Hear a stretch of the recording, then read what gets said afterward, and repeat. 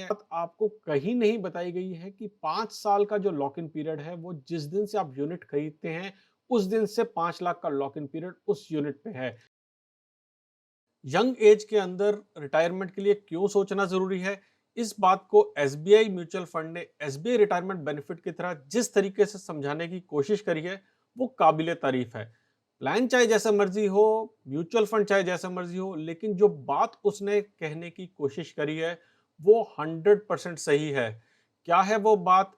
क्या है ये म्यूचुअल फंड? क्या है इसका प्लान? और दो ऐसी बातें जो आपको कहीं नहीं पता चलेंगी वो मैं कवर करूंगा इस वीडियो में। तो चलिए वीडियो को शुरू करते हैं।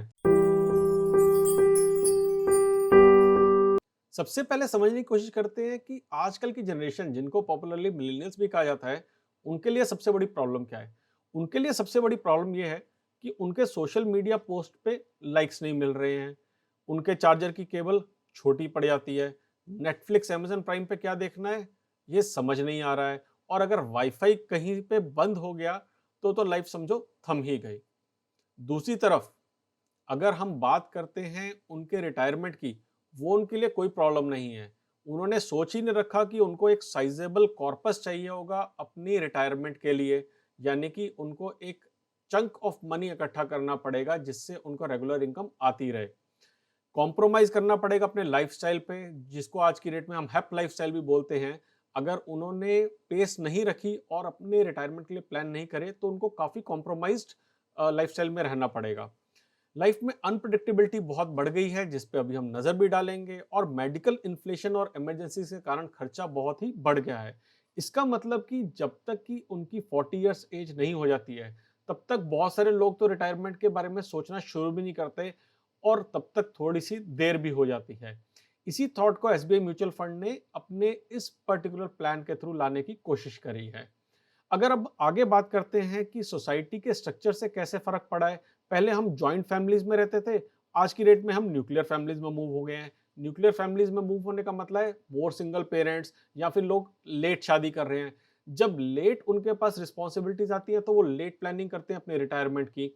यानी कि बहुत सारी जनरेशन ऐसे है जो यंगर एज, जब उनके पास एक्स्ट्रा इनकम थी या स्पेयर इनकम थी, तब प्लान नहीं करते हैं और उसको पोस्टपोन कर देते हैं रिटायरमेंट तक। उसका क्या फर्क पड़ेगा इनकी रिटायरमेंट प्लानिंग पे, ये वीडियो में हम आगे देखेंगे, तो इस वीडियो को एंड तक जरूर देखिएगा।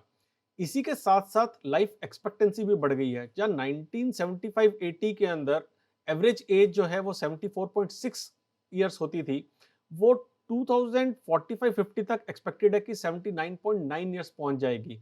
करंटली अगर आप देखें तो 78.1 ईयर्स की एक्सपेक्टेड एज है। अब अगर आप ज्यादा एज तक जिंदा रह रहे हैं, इसका मतलब आपको टेक केयर करना है उन एक्स्ट्रा ईयर्स का, कि आपके पास उस टाइम पे रेगुलर इनकम आती रहे। प्लस आपको अगर कंटिजेंसी के लिए, मेडिकल इमरजेंसी के लिए पैसा चाहिए हो तो वो भी आपके पास अवेलेबल हो। टाइम के साथ साथ लाइफ में अनप्रिडिक्टेबिलिटी भी बढ़ गई है। महंगाई तो दिन ब दिन बढ़ ही रही है, मेडिकल के खर्चे भी बढ़ गए हैं। ले जो कभी कभार कभी सुनने में आते थे, आज की डेट में काफी कॉमन हो गए हैं। मंथली कॉर्पस जो पोस्ट रिटायरमेंट लोगों को चाहिए, उसकी लोगों की एक्सपेक्टेशन है कि वो वैसे ही कंटिन्यूड रहे जितना आज वो खर्च कर रहे हैं। आज की डेट में लाइफ ईएमआईज पे चल रही है, फ्यूचर में कैसे चलेगी प्लान नहीं किया है। रिटायरमेंट के बाद लोग आज से ज्यादा लेविश जिंदगी जीना चाहते हैं। आज वो खुश हैं जहां भी रह रहे हैं, लेकिन जैसे ही रिटायर होते हैं वैसे उनको यूरो ट्रिप जरूर करना है। इन सब चीजों के लिए आपको आज प्लान करना पड़ेगा, ना कि जब आप 40 या 50 साल के हो जाएं तो। अब इस प्रॉब्लम को सॉल्व करने के लिए भी एक बड़ा ही सिंपल फॉर्मूला है। सबसे पहला स्टेप है कि आप जितने भी कंपोनेंट्स हैं, जैसे कि आपकी करंट एज क्या है, आप किस एज पे रिटायर होना चाहते हैं, उसको डिसाइड कर लीजिए। सेकंड, जो आपकी सिचुएशन है और जो आपका लाइफस्टाइल है उसके अकॉर्डिंगली डिसाइड कर लीजिए कि आपको कितना पैसा चाहिए होगा। तीसरी चीज, एरर इन जजमेंट, बिकॉज बहुत सारे वेरिएबल्स हैं, उसके कारण हम 10 से 15% का एक्स्ट्रा अमाउंट ही लेके चलेंगे। अगर हम वेरिएबल्स की बात करते हैं तो जैसे आपकी करंट एज मान लेते हैं 30 इयर्स है, ट्रेडिशनल रिटायरमेंट एज होती है 58 इयर्स, लेकिन हो सकता है आप चाहते हैं कि मैं जल्दी रिटायरमेंट लूं तो 55 इयर्स में रिटायरमेंट हो लेना चाहते हैं। एवरेज लाइफ एक्सपेक्टेंसी हम मान के चलेंगे कि 80 साल है। आपकी लाइफ में मेडिकल हिस्ट्री रही या नहीं रही है, इससे डिपेंड करेगा कि आप क्या अपनी लाइफ एक्सपेक्टेंसी मान के चलते हैं। क्या होगा अगर आप जितनी आपने लाइफ एक्सपेक्टेंसी मानी, मान लिया आपने 70 साल के लिए कवर किया और उससे अगर आप ज्यादा एज हो गई, तब क्या होगा? मंथली एक्सपेंसेस आपके करंट लाइफस्टाइल के बेस पे क्या है, इसको आपको नोट डाउन करना है। उसके ऊपर हम थोड़ी-सी लगाएँगे इन्फ्लेशन, बिकॉज़ आज आप 40,000 रुपए खर्च कर रहे हैं, लेकिन इस 40,000 रुपए की कीमत कल कम हो जाएगी। रेंट आप अगर दे रहे हैं, कोई जो आप रेगुलर खर्चे कर रहे हैं, इन सब में भी महँगाई होगी। मेडिकल एक्सपेंसेस हैं, उनमें भी महँगाई होगी। पोस्ट रिटायरमेंट आपकी लाइफ़स्टाइल चेंज हो जाएगी। कुछ खर्चे कम हो जाएँगे, कुछ खर्चे बढ़ जाएँगे। हो सकता है आपने घर लिया है, तो घर की ईएमआई खत्म हो जाए, तो आपके पास पैसे बचने शुरू हो जाएँ, लेकिन आपके मेडिकल एक्सपेंसेस हो सकता है चालू हो जाएँ। तीसरी चीज़ आती है आपकी एबिलिटी टू सेव। आपकी रिटायरमेंट के लिए हो सकता है कुछ पैसा आपकी सैलरी से पहले ही कट रहा हो, जैसे कि प्रोविडेंट फंड, एनपीएस। हो सकता है आप double income no kids category में हो, तो आपके पास ज़्यादा पैसा बच रहा हो, जिसको आप ईयरमार्क कर सकते हैं अपनी रिटायरमेंट प्लानिंग के लिए। कुछ हो सकता है आपने पहले से ही प्लान किया हो, उस लमसम को आप रख सकते हैं एक्स्ट्रा कि ये मैं रिटायरमेंट के लिए यूज़ करूँगा। और हो सकता है आपने कुछ एंडोमेंट इंश्योरेंस प्लान लिए हों, मत लीजिएगा अगर लिए हैं तो। अगर आपने ले रखे हैं, हो सकता है उनकी जब मैच्योरिटी होगी, वो पैसा जब आपके पास आएगा, आप उसको भी रिटायरमेंट के लिए यूज़ कर सकते हैं। चौथे वेरिएबल की बात करते हैं तो वो आता है रेट ऑफ रिटर्न।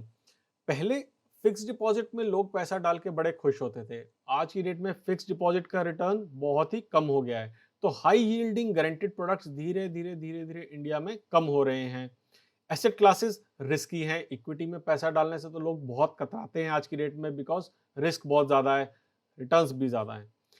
शिफ्ट जो हो गया है वो वेल्थ जनरेशन पे हो गया रादर देन कैपिटल प्रिजर्वेशन। पहले लोग बचाने में विश्वास रखते थे, आज की डेट में लोग इन्वेस्ट करके बढ़ाने में विश्वास करते हैं। इन सब चीज़ों को आपको वेरिएबल्स को टेक केयर करना पड़ेगा जब भी आप अपनी रिटायरमेंट प्लानिंग के लिए बात कर रहे हैं। इन सब वेरिएबल्स को डालने के लिए एक शीट दी गई है। मैं कहूँगा इसका प्रिंट आउट निकाल के ज़रूर अपने पास रखिए। उसी के बेस पे आप प्लान कीजिए कि आपके रिटायरमेंट के लिए कितना पैसा आपको चाहिए होगा। आपने जब इस शीट पे वैल्यूज़ डाल ली, जैसा कि एग्ज़ाम्पल के लिए हम यहाँ लेते हैं कि आपने करंट एज ली 30 इयर्स और आप लेते हैं लाइफ एक्सपेक्टेंसी 80 इयर्स। आपने ये चूज़ किया कि आपके मंथली एक्सपेंसेस और लाइफ़स्टाइल एक्सपेंसेस जो हैं वो 40,000 आते हैं या ये चाहिए होंगे आपको रिटायरमेंट के बाद। आपकी expected rate of return before retirement है 12% और बाद में रिटायरमेंट के बाद में क्योंकि पैसा आप एन्युटी में डाल देंगे एक तरीके से, तो 7.5% की आपको एक्सपेक्टेड ग्रोथ है।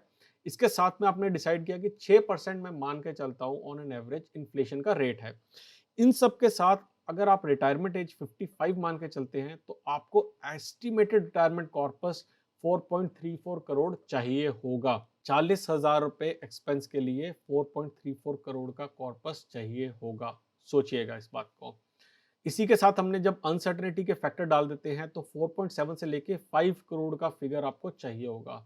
5 करोड़ रुपए का कॉर्पस आपको चाहिए होगा अपनी रिटायरमेंट के लिए। इस बात को जरा सोचिएगा। इसके लिए जो आपकी एसआईपी बनेगी, जब आप 30 साल की एज में रिटायरमेंट के लिए प्लान कर रहे हैं, तो वो एसआईपी महीने की 29,374 बनेगी। ये ईएमआई कैसे कैलकुलेट होती है? इसके लिए जिस चीज़ की ज़रूरत है वो है ये है एक फाइनेंशियल कैलकुलेटर, जिससे मैं आपको कैलकुलेट भी करके दिखाऊँगा कि ये कैसे निकली है एसआईपी की अमाउंट। उसको देखेंगे हम वीडियो के बिल्कुल एंड में। एनीवेज़ आप इनकी साइट पे जाके भी कैलकुलेट करके देख सकते हैं कि कैसे इसकी वैल्यू निकाली गई है। अब इसी केस में अगर आप अपनी रिटायरमेंट एज को 55 की जगह 60 साल लेते हैं, तो आपको जो एसआईपी भरनी पड़ेगी वो सिर्फ़ 16,229 हो जाएगी। यानी कि काफ़ी कम हो गई है, लेकिन कम इसलिए हुई है बिकॉज़ आपने अपनी रिटायरमेंट एज को पुश कर दिया है। दूसरी तरीके से हम कह सकते हैं अगर आप 30 की जगह पे आप 25 साल की एज में स्टार्ट करते, 55 साल की प्लानिंग करने के लिए, 55 साल की रिटायरमेंट के लिए, तो आपको यही एसआईपी देनी पड़ती। तो जितनी जल्दी प्लान करेंगे उतना ज़्यादा फ़ायदा है। अब एक और चीज़ को समझने की कोशिश करते हैं कि मान लीजिए आपने 30 साल की एज में 29,374 की ईएमआई पे कर रहे थे।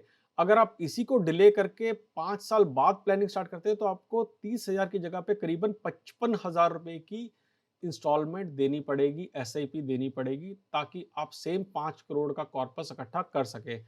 ओवर द ईयर्स ये अमाउंट कैसे बढ़ रहा है ये आप स्क्रीन पे सामने क्लियरली देख सकते हैं। इसीलिए एसबीआई आपके लिए रिटायरमेंट बेनिफिट फंड लेके आया है। मैं नहीं कहूँगा ये फंड अच्छा है या बुरा है, हम इसके कुछ पैरामीटर्स को देखेंगे, आप खुद डिसाइड कर सकते हैं। लेकिन यहाँ पे एक डिस्क्लेमर मैं ये दूँगा कि आप स्कीम इन्फॉर्मेशन डॉक्यूमेंट को ज़रूर पढ़ें, बहुत क्लियरली और बहुत साधारण भाषा में वहाँ पे लिखा हुआ है। अगर आपने किसी और रिटायरमेंट प्लान में इन्वेस्ट किया है तो मुझे नीचे कमेंट बॉक्स में बताएं कि आपने कौन से रिटायरमेंट प्लान में इन्वेस्ट किया है। अगर हम बात करते हैं इस बेनिफिट फंड की, तो इसके 4 प्लान ऑफर में हैं। पहला है कंजर्वेटिव प्लान, दूसरा है कंजर्वेटिव हाइब्रिड प्लान, तीसरा है एग्रेसिव हाइब्रिड प्लान और चौथा है एग्रेसिव प्लान। इनके साथ-साथ जैसा कि म्यूचुअल फंड में ज़रूरी होता है, एक रिस्कोमीटर भी दिया गया है कि इन प्लान्स में इन्वेस्ट करने पे आपका क्या-क्या रिस्क है। अगर आप कंजर्वेटिव प्लान में इन्वेस्ट करते हैं तो आपका रिस्क मॉडरेट है, कंजर्वेटिव हाइब्रिड प्लान में इन्वेस्ट करते हैं तो मॉडरेटली हाई है, अगर आप एग्रेसिव हाइब्रिड में करते हैं तो हाई रिस्क है और एग्रेसिव प्लान में करते हैं तो बहुत ज़्यादा रिस्क है। ज़्यादा रिटर्न मिलने के लिए आपको ज़्यादा रिस्क लेना पड़ सकता है, इसकी लेकिन कोई गारंटी नहीं होती है। इसीलिए बार-बार कहा जाता है mutual funds are subject to market risk, लेकिन म्यूचुअल फंड्स ही वेल्थ जनरेशन में आपकी हेल्प कर सकते हैं। फिक्स्ड डिपॉजिट से वेल्थ जनरेट मैंने होती हुई नहीं देखी है। प्रोडक्ट डिटेल्स की अगर हम बात करें तो एक open ended retirement solution oriented scheme है, जैसा कि आपको मालूम है, और सिर्फ 65 साल की एज से पहले ही इसको लिया जा सकता है। इसके अंदर 5 साल का लॉक इन पीरियड है। ये बात आपको कहीं नहीं बताई गई है कि 5 साल का जो लॉक इन पीरियड है वो जिस दिन से आप यूनिट खरीदते हैं उस दिन से 5 लाख का लॉक इन पीरियड उस यूनिट पे है। मान लीजिए अगर आपने यूनिट खरीदे हैं 1 फरवरी 2021 को, तो आपको इसका लॉक इन 5 साल यानी कि 1 फरवरी 2026 तक आप इन यूनिट को रिडीम नहीं करा सकते। जब आप अगली एसआईपी भरेंगे 1 मार्च 2021 को, तो आपको अगला रिडीम कराने के लिए 1 मार्च 2026 तक वेट करना पड़ेगा 5 साल के लॉक इन पीरियड तक। लेकिन अगर तब तक आप 65 साल की एज पर पहुंच गए तब रिडीम जरूर करा सकते हैं, लेकिन आपकी हर एक एसआईपी पे 5 साल का लॉक इन पीरियड रहेगा। इस बात को जरूर ध्यान रखिएगा। Investor above 65 can not subscribe to this scheme हमने कवर कर लिया है, और 4 इन्वेस्टमेंट प्लान है जिसके बारे में हमने आपको बताया भी था। इसके ऊपर अभी हम एक थोड़ी सी और नजर डालेंगे। अब इन प्लान्स की अगर हम बात करते हैं तो एग्रेसिव प्लान में इक्विटी इंस्ट्रूमेंट्स के अंदर 80% से 100% तक का निवेश रहेगा और डेट इंस्ट्रूमेंट्स में 0% से 20% का निवेश रहेगा। एग्रेसिव हाइब्रिड के अंदर इक्विटी में 65% से 80%, डेट में 0 से 35%। कंजर्वेटिव हाइब्रिड प्लान की बात करते हैं तो डेट में ज्यादा इन्वेस्टमेंट है, और अगर आप बिल्कुल ही कंजर्वेटिव हो जाते हैं बाबू भाई की तरह कि अपने को लाइफ में रिस्क लेने का ही नहीं है, रिस्क तब भी थोड़ा सा रहेगा, लेकिन डेट इंस्ट्रूमेंट्स के अंदर तब 80% से 100% की इन्वेस्टमेंट हो जाएगी और इक्विटी के अंदर 0 से 20% की इन्वेस्टमेंट हो जाएगी। इसको थोड़ा सा और अच्छा आप यहाँ पे समझ सकते हैं, स्क्रीनशॉट को आप देख सकते हैं।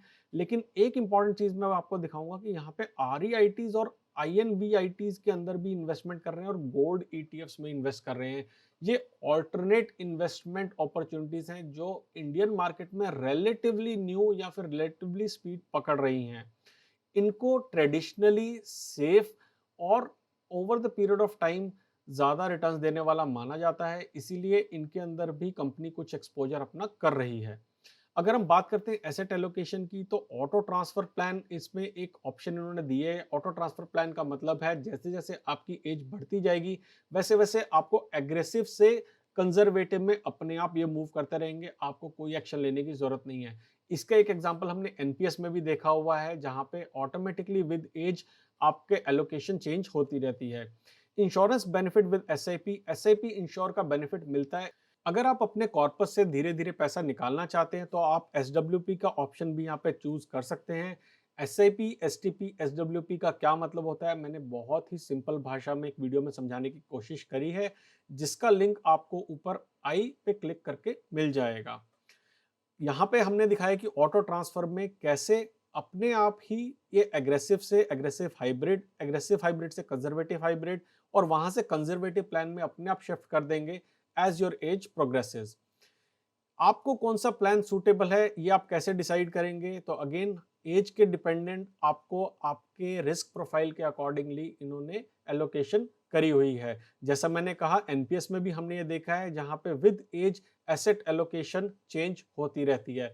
ये काफी अच्छा स्टाइल ऑफ इन्वेस्टमेंट भी है, बिकॉज शुरू में आप एग्रेसिव इन्वेस्ट कर सकते हैं, लेकिन आपकी जब से जैसे एज रिटायरमेंट के पास जाती है आपको लाइफ में थोड़ी स्टेबिलिटी चाहिए।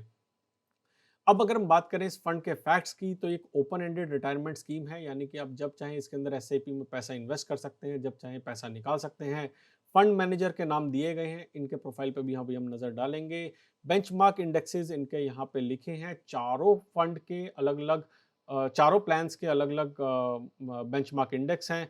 एग्जिट लोड कोई भी नहीं है। ये एक बहुत और इम्पोर्टेंट बात है कि अगर आप इनकी स्कीम के अंदर एक प्लान से दूसरे प्लान में शिफ्ट करते हैं, तो आपको कोई एग्जिट लोड नहीं मिलेगा। एनपीएस में भी एग्जिट लोड नहीं होता है, तो ये बहुत ही अच्छा एक ऑप्शन दिया गया है।